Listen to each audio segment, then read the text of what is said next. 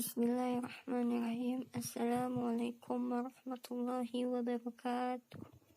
Selamat pagi anak-anak ibu semuanya. Bagaimana kabarnya hari ini? Mudah-mudahan kita semua dalam lindungan Allah Subhanahu wa Ta'ala dan diberikan kesehatan serta keselamatan agar terhindar dari virus yang sedang mewabah di negara kita ini. Amin ya rabbal alamin. Sama-sama juga kita berdoa agar kiranya virus ini segera berakhir, pandemi ini segera berakhir, dan kita bisa kembali belajar bersama-sama, berkumpul di sekolah kita yang tercinta. Baiklah, kita akan melanjutkan materi kita. Pada pertemuan kali ini akan membahas tentang teks laporan hasil observasi. Nah, sebelumnya kita sudah membahas dari awal pertemuan kita, yaitu teks deskripsi, setelah itu ada teks prosedur, dan ada teks narasi atau cerita fantasi. Nah, sekarang kita lanjut ke teks laporan hasil observasi. Nah, yang pertama adalah pengertian teks laporan hasil observasi. Observasi di sini, sebelum kita membahas tentang pengertian teks laporan hasil observasi, kita ketahui dulu observasi itu apa sebenarnya. Jadi observasi itu adalah suatu aktivitas pengamatan terhadap sebuah objek secara langsung dan mendetail guna untuk menemukan informasi mengenai objek tertentu.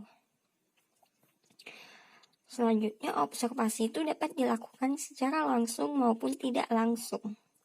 Nah, observasi yang dilakukan secara langsung itu contohnya kita mengamati sebuah objek. Misalnya kita mengamati sebuah pohon. Berapa tinggi pohonnya, daunnya bentuknya seperti apa, warna daunnya seperti apa, buahnya seperti apa. Nah, itu dia dikatakan observasi secara langsung. Kita harus mengamati secara langsung objek tersebut. Nah, kalau yang tidak langsung itu gimana, Bu? Misalnya dengan kuesioner ataupun dengan tes. Nah, yang dengan tes ini adalah kita mengamati cara belajar seseorang. Kita mengamati pemahaman seseorang tentang sebuah materi. Nah, kita tahunya itu dari sebuah tes. Kita berikan mereka tes. Nah, setelah itu mereka pasti kita akan tahu sampai di mana sih pengetahuan seseorang ini terhadap materi yang sudah disampaikan. Nah, yang selanjutnya itu adalah kuesioner. Kuesioner itu sama juga.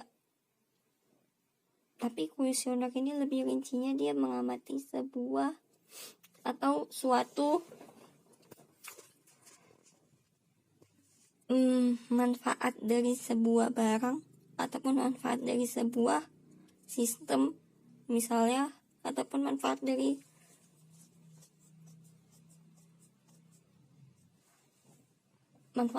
ataupun juga bisa menilai dengan kuesioner ini kemampuan seorang guru dalam mengajar. Nah, itu bisa juga. Nah, jadi pengertian teks laporan hasil observasi itu adalah sebuah teks yang memberikan informasi secara umum tentang sesuatu berdasarkan fakta dari hasil pengamatan secara langsung. Nah, tadi kan setelah kita observasi atau kita amati dengan menggunakan kuesioner, tes, ataupun dengan mengamati objek secara langsung, kita buatlah teksnya agar lebih valid buktinya bahwa kita sudah mengamati sebuah objek. Jadi, pengamatan atau biasa disebut observasi itu dilakukan oleh si pengamat dengan terjun langsung ke lapangan untuk mengetahui sebuah informasi yang ada. Informasi itu bisa meliputi objek tentang keadaan alam, keadaan lingkungan, hewan, tumbuhan, sosial, sebuah peristiwa, kesenian, dan kebudayaan. Jadi yang di sini tuh semua yang sudah disebutkan tentang keadaan alam, keadaan lingkungan, dan lain-lainnya itu bisa kita observasi atau kita lakukan pengamatan. Adapun teks laporan hasil observasi bersifat informatif, komunikatif, dan objektif.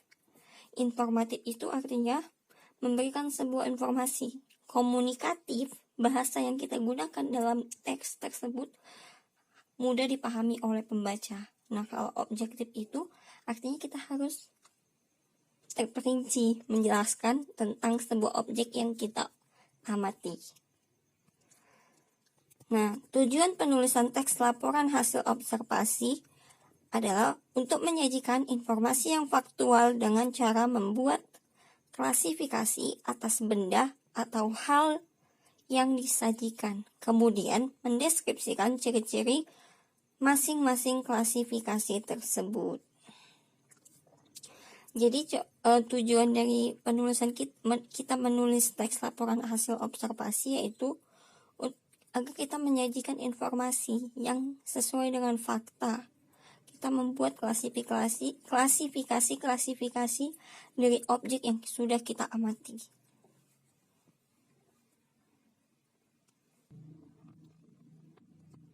Nah, di sini ada sebuah contoh teks laporan hasil observasi tentang ikan mas. Jadi ada seseorang yang mengamati atau melakukan observasi terhadap ikan mas.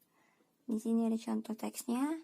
Dalam buku kalian ada pada halaman 88. Nanti bisa dibaca. Oke.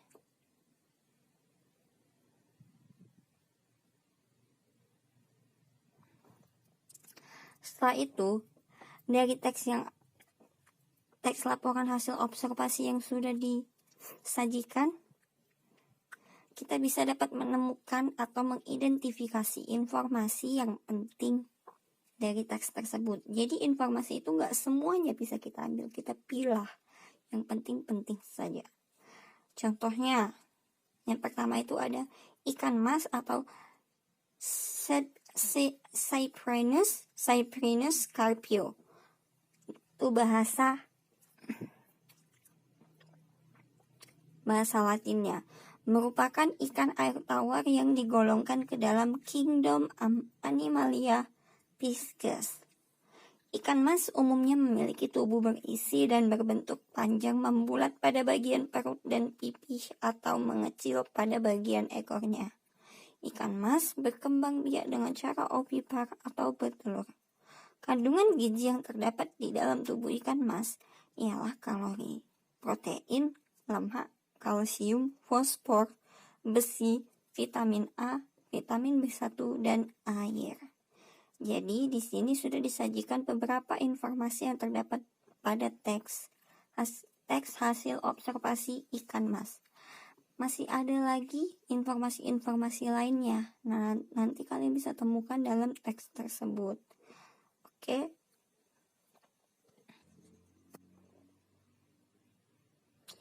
Nah, jadi sekian dulu materi kita pada pertemuan kali ini.